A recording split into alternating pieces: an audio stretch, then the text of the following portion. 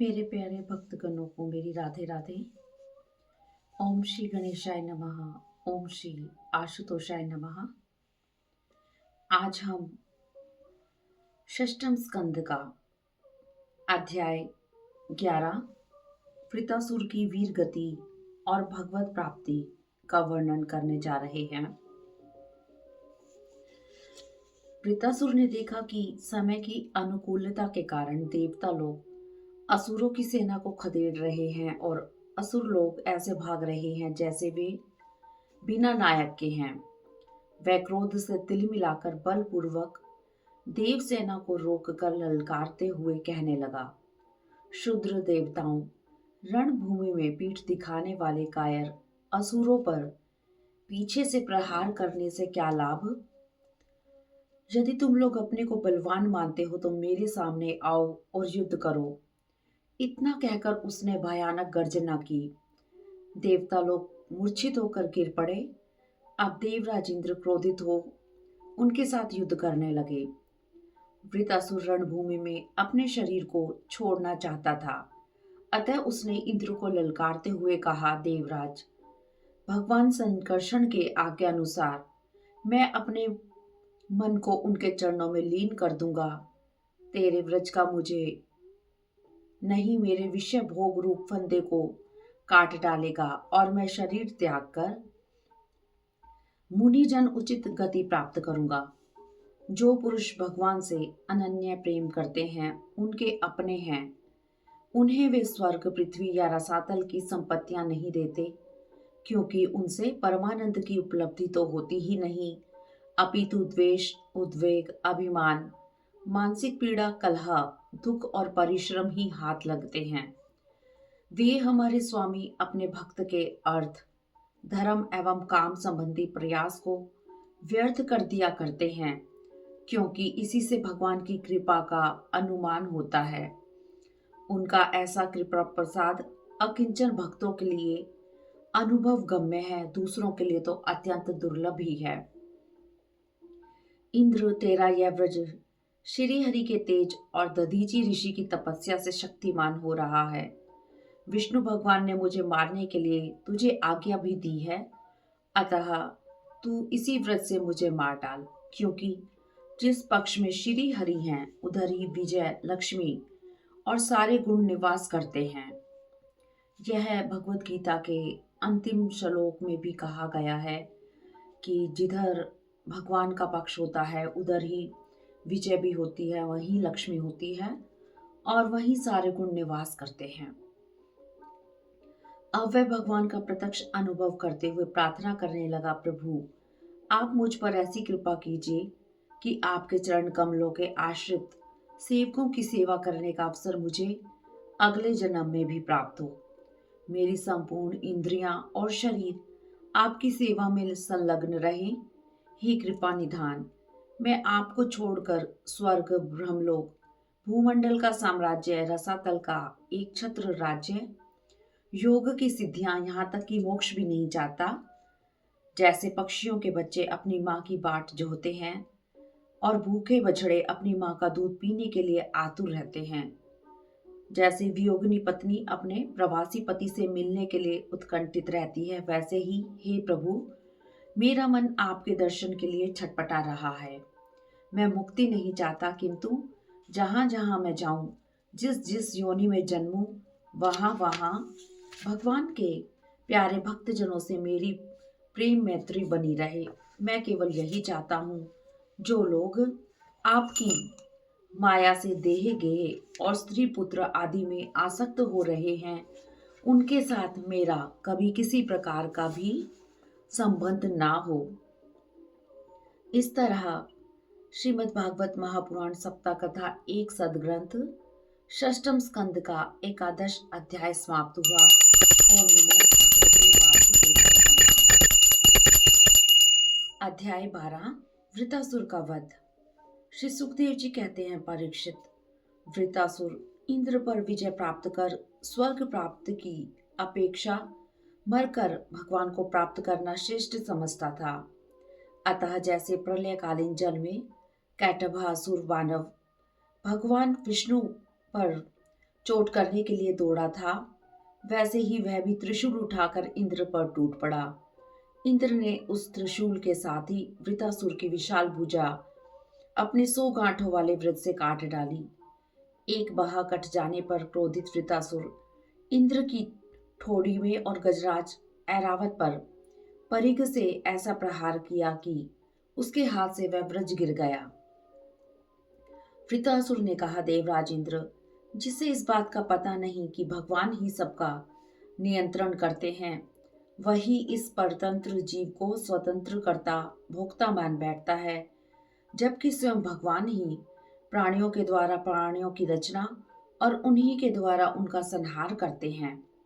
किसी व्यक्ति का समय जब विपरीत होता है, उस समय उसकी इच्छा न रहने पर भी उसे मृत्यु एवं अपयश आदि प्राप्त होते हैं।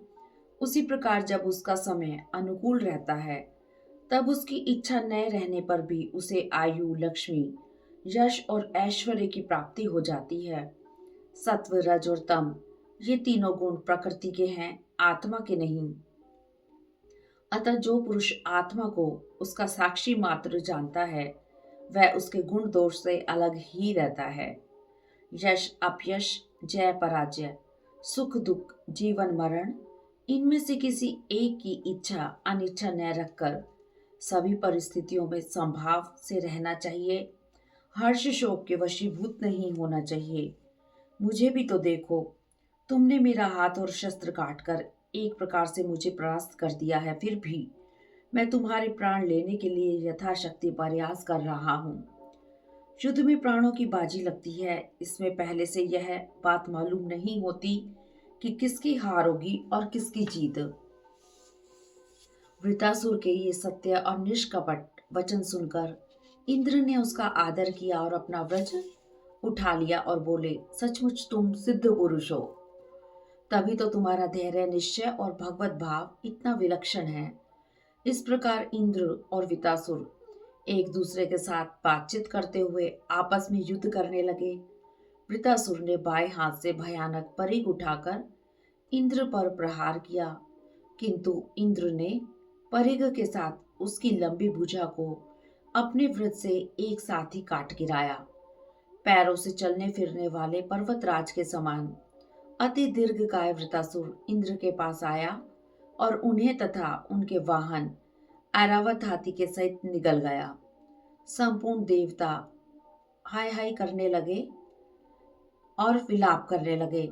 इंद्र ने नारायण पद से अपने को सुरक्षित कर रखा था और उनके पास योग माया का बल था, इसलिए वृतासुर के निगल लेने पर उनके पेट में पहुंचकर भी वे मरे नहीं। उन्होंने अपने व्रत से उसकी कोख फाड़ डाली और उसके पेट से निकलकर बड़े वेग से उसका ऊंचा सिर काट डाला। 1 वर्ष में वृत्रवध का योग उपस्थित होने पर घूमते हुए उस तीव्र व्रज ने उसकी गर्दन को काटकर भूमि पर गिरा दिया। उस समय आकाश में दुदुम्बियां बजने लगी। गंधर्व, सिद्ध और देवता लोग इंद्र पर पुष्प वृष्टि करने लगे। उसी समय वृतासुर के शरीर से उसकी आत्म ज्योति निकलकर सर्वलोक अतीत भगवान में लीन हो गई। इस तरह षष्ठम स्कंद का 12वां अध्याय समाप्त हुआ। ओम नमो भगवते वासुदेवाय नमः। अध्याय 13 इंद्र पर ब्रह्म हत्या का आक्रमण और भगवान विष्णु द्वारा उनकी रक्षा। श्री सुखदेव जी कहते हैं, राजन, वृतासुर की मृत्यु से इंद्र के अतिरिक्त तीनों लोक और लोकपाल तत्क्षण प्रसन्न हो गए। उनका भय, उनकी चिंता जाती रही। युद्ध समाप्त होने पर देवता, ऋषि, पितर, भूत, देवते और देवताओं के अनुसार गंधर्व आदि इंद्र से बिना पूछे ही अपने अपने स्थान पर चले गए। ब्रह्मा, शंकर और इंद्र आदि भी लौट गए। इंद्र ब्रह्म हत्या के भय से वृतासुर को मारना नहीं चाहते थे। उन्होंने देवताओं और ऋषियों से कहा, मुझे विश्व रूप के वध से जो ब्रह्म हत्या लगी थी, उसे तो स्त्री, पृथ्वी, जल और वृक्षों ने कृपा करके बांट लिया। अब यदि मैं वृतासुर का वध करूंगा तो उसकी हत्या से मेरा छुटकारा कैसे होगा? ऋषियों ने कहा, देवराज, तुम तनिक भी मत डरो। हम अश्वमेध यज्ञ कराकर तुम्हें सारे पापों से मुक्त करा देंगे। अश्वमेध यज्ञ के द्वारा सबके अंतर्यामी सर्वशक्तिमान भगवान नारायण देव की आराधना करके तुम संपूर्ण जगत का वध करने के पाप से मुक्त हो सकोगे। फिर वृतासुर के वध की तो बात ही क्या है। इस प्रकार ब्राह्मणों से प्रेरणा प्राप्त करके देवराज इंद्र ने वृतासुर का वध किया था। श्री सुखदेव जी कहते हैं, राजन, वृतासुर के मर जाने पर ब्रह्म हत्या इंद्र के पास आई। इंद्र जलने लगे। उन्होंने देखा कि ब्रह्म हत्या साक्षात चांडाली के समान उनके पीछे पीछे दौड़ी चलाई आ रही है। उसके सारे वस्त्र खून से लथपथ हो रहे हैं। वह सफेद बालों को बिखेरे ठहर जा इस प्रकार चिल्ला रही है। उसके श्वास से मछली किसी दुर्गंध आ रही है। उसके कारण मार्ग भी दूषित होता जा रहा है। इंद्र उसके भय से भागते भागते मानसरोवर के कमल नाल के तंतुओं में छिपकर 1000 वर्षों तक निवास करते रहे। जब तक देवराज इंद्र कमल तंतुओं में छिपे रहे, तब तक अपनी विद्या, तपस्या और योग बल के प्रभाव से राजा नहुष स्वर्ग का शासन करते रहे। किंतु ऐश्वर्य के मद से अंधे होकर जब उन्होंने इंद्र पत्नी शची के साथ अनाचार करना चाहा, तब शची ने उनसे ऋषियों का अपराध करवाकर उन्हें शाप दिला दिया, जिससे वे सांप हो गए। भगवान का ध्यान करने से इंद्र के पाप नष्ट हो गए। तब ब्राह्मणों के बुलवाने पर वे पुनः स्वर्ग लोक में आए। कमल वन विहारिणी विष्णु पत्नी लक्ष्मी जी इंद्र की रक्षा कर रही थी और पूर्वोत्तर दिशा के अधिपति रुद्र ने पाप को पहले ही निस्तेज कर दिया था। इंद्र के स्वर्ग में आ जाने पर ब्रह्म ऋषियों ने भगवान की आराधना के लिए इंद्र को अश्वमेध यज्ञ की दीक्षा दी। उनसे अश्वमेध यज्ञ करवाया। जब वेदवादी ऋषियों ने इंद्र से अश्वमेध यज्ञ करवाया और उन्होंने उस यज्ञ के द्वारा सर्वदेव स्वरूप पुरुषोत्तम भगवान की आराधना की, तब भगवान की आराधना के प्रभाव से वृतासुर के वध की वह बड़ी पाप राशि भस्म हो गई। इंद्र सब पापों से छूट गए और पूर्ववत फिर पूजनीय हो गए। इस आख्यान को सुनने से संपूर्ण पाप नष्ट हो जाते हैं। विशेषकर पर्वों के समय इसका अवश्य सेवन करना चाहिए। यह धन और यश को बढ़ाता है, शत्रु पर विजय प्राप्त कराता है तथा आयु और मंगल की वृद्धि करता है। इस तरह षष्ठम स्कंद का 13 अध्याय समाप्त हुआ। ओम नमो भगवते वासुदेवाय। ओम नमो भगवते वासुदेवाय नमः। अध्याय 14। वृतासुर का पूर्व चरित्र। राजा परीक्षित ने पूछा, भगवान, वृतासुर स्वभाव से रजोगुणी तमोगुणी थे। ऐसी स्थिति में भगवान नारायण के चरणों में उनकी मौत कैसे हुई? ऐसा प्राय देखा जाता है कि पवित्र देवता और शुद्ध सत्वमय ऋषि लोग भी भगवान की अनन्य भक्ति से वंचित रह जाते हैं। भगवान करोड़ों सिद्ध एवं मुक्त पुरुषों में भी शांतचित्त महापुरुष जो एक मात्र भगवान के ही परायण हो बहुत कम मिलते हैं, यहाँ तक कि कोई मिलते ही नहीं। ऐसी अवस्था में महापापी वृतासुर उस युद्ध के समय भगवान श्री कृष्ण में अपनी चित्रवृत्ति दृढ़ता से कैसे लगा सका? कृपा करके आप इसका कारण बताइए। श्री सुखदेव जी ने कहा, राजन, पूर्व काल में शूरसेन देश में चक्रवर्ती सम्राट महाराज चित्रकेतु राज्य करते थे। उनके 1 करोड़ रानियां थी, किंतु संतान किसी से भी नहीं हुई। एक दिन अंगिरा ऋषि उनके यहाँ आ पहुंचे। राजा ने प्रत्युत्थान और अर्घ्य आदि से उनकी विधि पूर्वक पूजा की। अंगिरा जी जब ऊंचे आसन पर विराजमान हुए तो राजा उनके समीप पृथ्वी पर बैठ गए। राजा की इस विनम्रता से प्रसन्न महर्षि अंगिरा जी ने पूछा, राजन, तुम अपने राज्य के संपूर्ण अंगों से सकुशल तो हो ना? किंतु मैं देख रहा हूं कि तुम्हारी कोई कामना अपूर्ण है, तुम संतुष्ट नहीं हो। महर्षि के पूछने पर राजा ने विनय से सिर झुकाकर कहा, भगवान, आप तो सब कुछ जानते हैं, फिर भी आपकी आज्ञा एवं प्रेरणा से मैं निवेदन कर रहा हूँ कि मेरे पास सब कुछ होने पर भी एक संतान नहीं है। मुझे पृथ्वी का साम्राज्य, ऐश्वर्य और संपत्तियां प्राप्त है, किंतु संतान न होने से मुझे इन सुख भोगों से तनिक भी शांति नहीं मिल रही। मेरे इस दुख के साथ साथ पिंडदान न मिलने की आशंका से मेरे पितर भी दुखी हैं। अब आप हमें संतान दीजिए जिससे परलोक में नरक से हम उबर सकें। कृपा करके ऐसी व्यवस्था कीजिए कि हम लोक परलोक के दुखों से मुक्त हो जाएं। जब राजा चित्रकेतु ने इस प्रकार प्रार्थना की, तब महर्षि अंगीरा ने त्वष्टा देवता के योग्य चरु निर्माण करके उससे उनका यजन किया। राजा चित्रकेतु की रानियों में सबसे बड़ी महारानी कृतधुति को यज्ञ का अवशेष श्राद्ध दिया और राजा चित्रकेतु से कहा, राजन, तुम्हारी पत्नी के गर्भ से एक पुत्र होगा जो तुम्हें हर्ष और शोक दोनों ही देगा। यूं कहकर अंगीरा जी चले गए। राजा चित्रकेतु के तेज से कृतधुति के गर्भ से समय आने पर एक पुत्र का जन्म हुआ।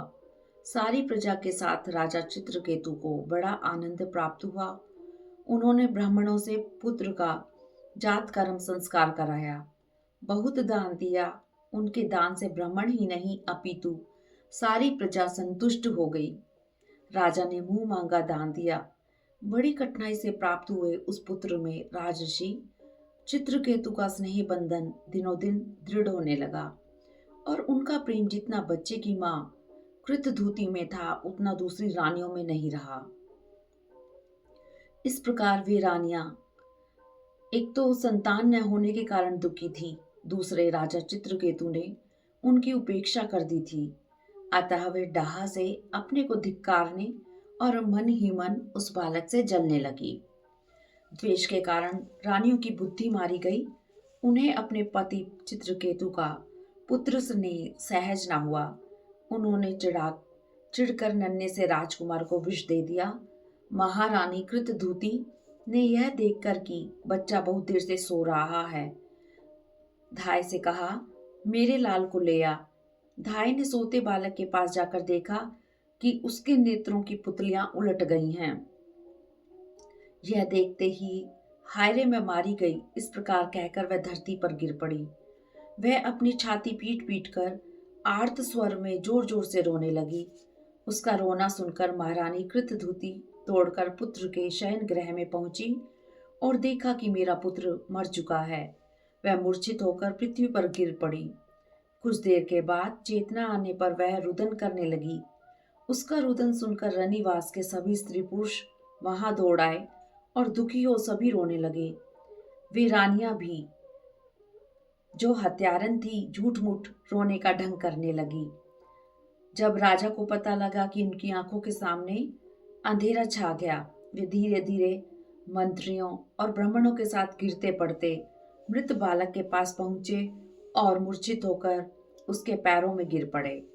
महारानी कृतधुति अनेकों प्रकार की बातों का उच्चारण करती हुई विलाप करने लगी।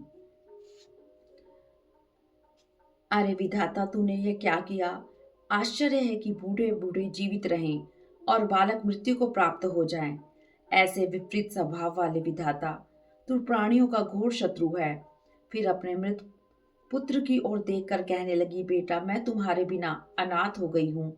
तनिक आंखें खोल कर देखो तो सही, तुम्हारे पिता तुम्हारे वियोग में कितने संतप्त हैं। तुम्हारे सारे हम घोर नरक को पार कर लेंगे। यमराज के साथ तुम दूर मत जाओ, यह बड़ी निर्दयी है। मेरे प्यारे लाल, उठो बेटा, देखो तुम्हारे साथी बालक तुम्हें खेलने के लिए बुला रहे हैं। तुम बहुत देर से सो रहे हो, अब भूख लगी होगी, उठो कुछ खा लो, मेरा दूध ही पी लो और हमारे दुख दूर करो। उनके उस विलाप को सुनकर सम्राट चित्रकेतु फूट फूट कर रोने लगे। उन दोनों को इस प्रकार रोते देखकर उनके अनुगामी स्त्री पुरुष दुखी होकर रोने लगे। इस प्रकार सारा नगर शोक से अचेत हो गया।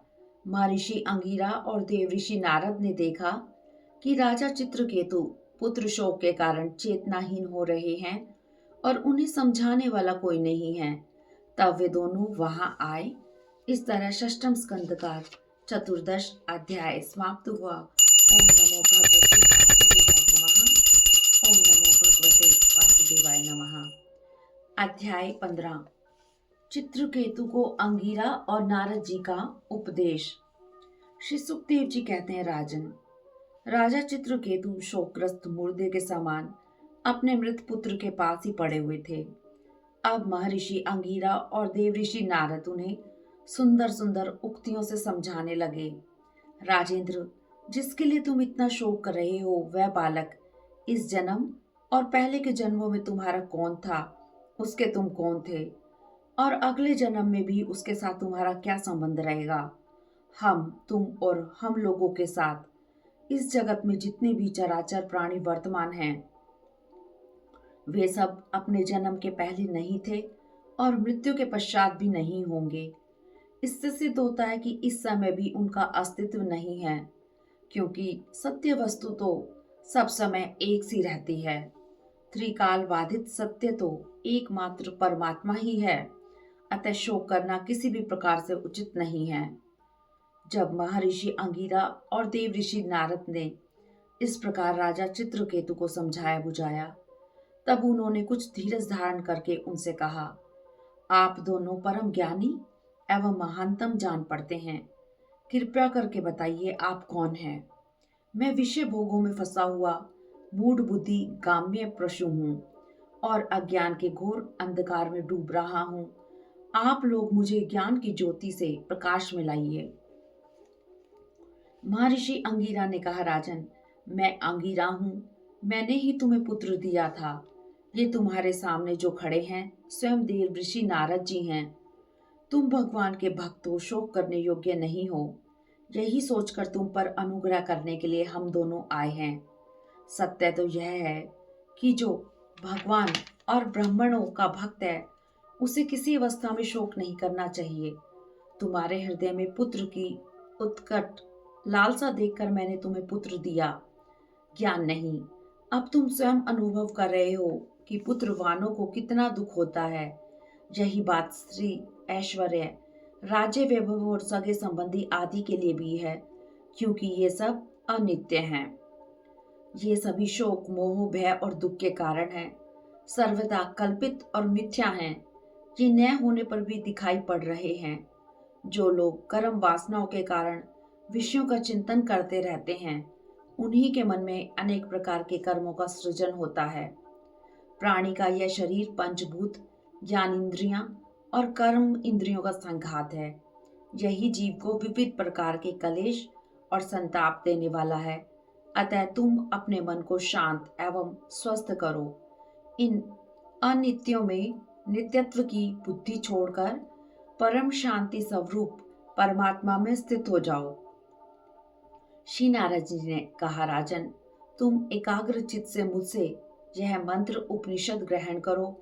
इसे धारण करने से 7 रात में ही तुम्हें भगवान संकर्षण का दर्शन होगा। राजन, भगवान शंकर आदि ने भगवान श्री संकर्षण देव के ही चरण कमलों की शरण ली थी। इससे उनके द्वैत भाव का भ्रम दूर हो गया था। तुम भी बहुत शीघ्र ही भगवान के उसी परम पद को प्राप्त कर लोगे। इस तरह षष्ठम स्कंद का 15 अध्याय समाप्त हुआ। ओम नमो भगवते वासुदेवाय।